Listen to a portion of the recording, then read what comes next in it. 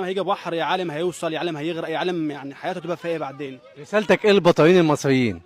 والله بص، البطلين المصريين في ناس كتير انا اتعاملت معاهم كويسين، وفي ناس كتير والله يعني مش كويسين، يعني في الحلو وفي الوحش في اي مكان كده مش في فرنسا بس.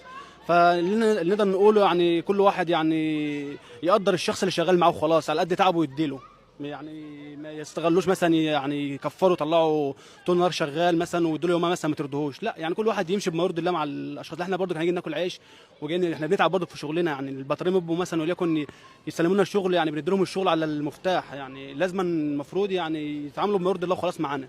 ايه رايك في المحتوى بتاعي بامانه والله بصراحه؟ يا عم حليم انت راجل محترم ودايما متابعك على على التيك توك والله، وانا سعيد بلقائك والله اليوم.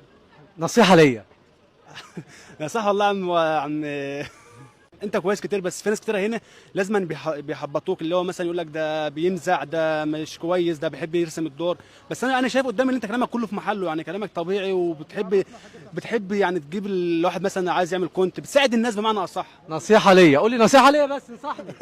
نصيحه ليا، نصيحه ليا انت والله. راجل محترم اقسم بالله يعني. اللي انت بما يرضي الله تخليك زي ما انت شغال كده، اللي تقدر تساعد الناس فيه تساعده، لانه هيعود لك في ولادك وفي حياتك والكلام ده. والله العظيم انت راجل محترم بعيد عن اي حاجه، يعني انا شايف ان انت راجل محترم وشخصيه محترمه، بس انا شايف في ناس كتيره يعني بتستفزك وناس كتيره بتقعد تتكلم عليك، ما تحطش في دماغك، خليك زي ما انت ماشي. بص اللي بيكلمك ده دايما كرهك، يعني شايف ان انت احسن منه وبتوصل احسن منه، فهو يعني دايما لازم يقول لك ده زهقت منك، ده انت كل شويه فيديوهاتك بتقابلني في وشي، ما تاخدش في بص يا باشا، ان لم يكن لك اعداء فاعلم انك لم تبدا طريق النجاح. زي ما انت ماشي في طريقك ما تبصش للناس حوالين منك، ده بيقول عليا، ده عايزني افشل، ده عايزني اقعد، مش عايزني اتكلم. انهي كل حاجه من الحاجات دي، امشي زي ما انت شغال وسوا على الله، طالما انت ماشي بنيتك سليمه وعايز تساعد الناس ربنا خلاص سيبه. حبيبي يا باشا، شكرا جدا لحضراتكم، مع اقوى برنامج موجود في فرنسا، لقاء مع مغترب. السلام عليكم.